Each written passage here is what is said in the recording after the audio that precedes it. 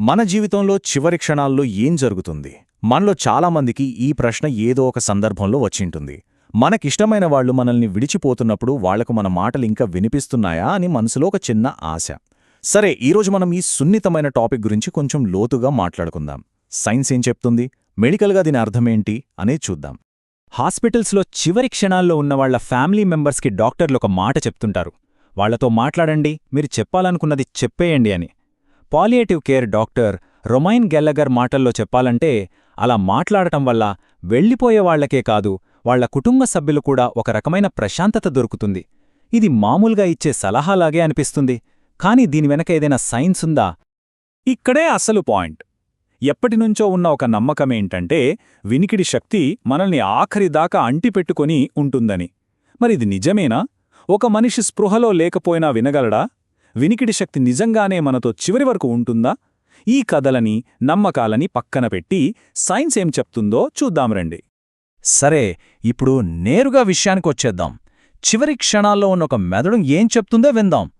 ఈ మధ్య జరిగిన కొన్ని సైంటిఫిక్ స్టడీస్ ఈ ప్రశ్నకు సమాధానం కనుక్కోవడానికి ప్రయత్నించాయి. వాళ్లు కనుక్కున్న విషయాలు మనల్ని నిజంగా ఆశ్చర్యపరుస్తాయి.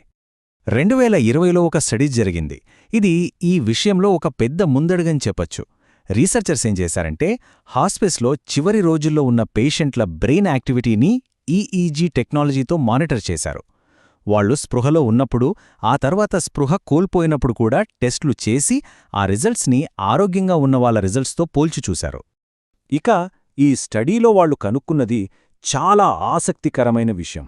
స్పృహలో లేని పేషెంట్లకి కొన్ని శబ్దాలు వినిపించినప్పుడు వాళ్ల బ్రెయిన్ స్పందించిన తీరు, ఆరోగ్యంగా పూర్తి స్పృహలో ఉన్నవాళ్ల బ్రెయిన్ స్పందించిన తీరుకి చాలా దగ్గరగా ఉంది. అంటే శరీరం కదలకపోయినా మెదడు మాత్రం ఇంకా వింటోందనమాట. అవును కదా!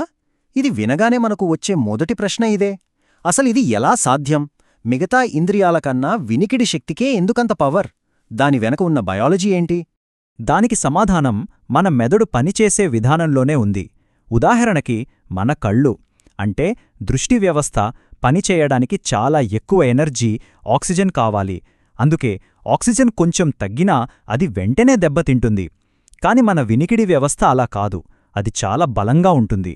ఆక్సిజన్ తక్కువగా ఉన్న పరిస్థితుల్లో కూడా అది తన పని తాను చేసుకోగలుగుతుంది. బహుశా అందుకే మెదడు చివరి వరకు వినగలుగుతుంది. సరే, ఒకవేళ మెదడు ఇంకా శబ్దాలను వినగలుగుతుంటే అది మనల్ని ఇంకో పెద్ద కేల్వికి తీసుకువస్తుంది. అది ఏంటంటే, అసలొక మనిషి చనిపోయాడు అని మనం ఎప్పుడు, ఎలా చెప్పగలం? ఈ ప్రశ్న మనల్ని మరణం అనే కాన్సెప్ట్ని మనం అర్థం చేసుకున్న విధానంలోకి తీసుకెళ్తుంది. చాలా కాలంపాటు మరణమంటే చాలా సింపుల్. గుండె కొట్టుకోవడం ఆగిపోతే, శ్వాస ఆగిపోతే చనిపోయినట్టు. దాన్ని క్లినికల్ డెత్ అంటారు.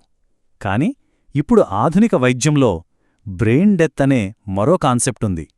అంటే మెదడు పనితీరు పూర్తిగా శాశ్వతంగా ఆగిపోవడం అన్నమాట.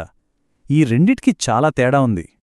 అసలు ఈ బ్రెయిన్ డెత్ అనే కాన్సెప్ట్ ఎలా వచ్చిందంటే, 1960ల్లో వెంటిలేటర్ లాంటి టెక్నాలజీ వచ్చినప్పుడు గుండె కొట్టుకుంటున్నా మెదడు పనిచేయని పరిస్థితులు మొదలయ్యాయి. అప్పుడు డాక్టర్స్కి, లాయర్స్కి మరణాన్ని మళ్లీ కొత్తగా నిర్వచించాల్సిన అవసరం వచ్చింది. అలా పుట్టిందే ఈ బ్రెయిన్ డెత్ అనే భావన. మరి ఈ బ్రెయిన్ డెత్ అనే గీతను ఎక్కడ గీయాలి? ఇది కోమాకు ఎలా భిన్నమైనది? డాక్టర్లు ఇంత కీలకమైన నిర్ణయానికి ఎలా వస్తారో ఇప్పుడు చూద్దాం.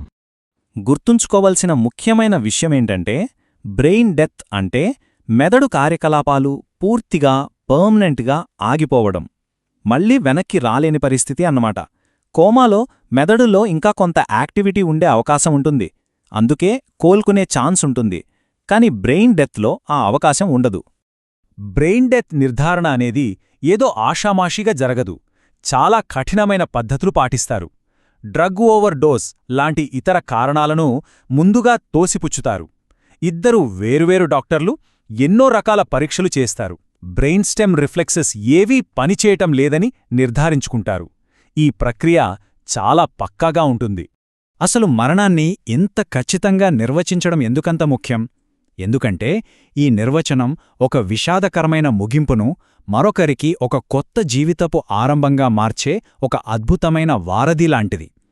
ఇది కేవలం మెడికల్ విషయం కాదు, అంతకన్నా ఎక్కువ.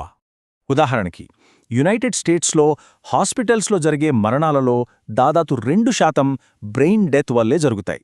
ఈ నంబర్ చిన్నగా అనిపించొచ్చు, కానీ దీని ప్రభావం చాలా పెద్దది. ఎలా అంటారా?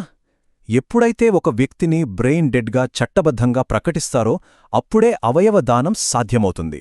ఎందుకంటే వాళ్లు చట్టప్రకారం చనిపోయినా వెంటిలేటర్ సాయంతో వాళ్ల శరీరాన్ని, అవయవాలను కొంతసేపు ఆరోగ్యంగా ఉంచొచ్చు. ఈ విధంగా ఒక విషాదకరమైన సంఘటన మరొకరికి జీవితాన్ని ప్రసాదించే ఒక గొప్ప అవకాశంగా మారుతుంది. ఇది ఒక జీవితం నుంచి ఇంకో జీవితానికి ప్రాణాన్నందించే ఒక పవిత్రమైన వంతెన లాంటిది. సో మనం మళ్లీ మొదటికే వద్దాం. మన ఆత్మీయులు చివరి క్షణాల్లో ఉన్నప్పుడు వాళ్లకి మన మాటలు ఎంతవరకు అర్థమవుతున్నాయో మనకు ఖచ్చితంగా తెలియకపోవచ్చు. అయినా సరే వారితో మాట్లాడటం చాలా ముఖ్యం. డాక్టర్ గల్లగర్ చెప్పినట్టు అలా మాట్లాడడం వల్ల బ్రతికి ఉన్నవాళ్లకి వీడుకోలు చెప్పడానికి, ప్రేమను వ్యక్తపరచడానికి, ఒక రకమైన మానసిక ప్రశాంతతను పొందడానికి సహాయపడుతుంది. చూశారు కదా, మనం వినికిడితో మొదలుపెట్టి మరణం యొక్క నిర్వచనం వరకు ప్రయాణించాం.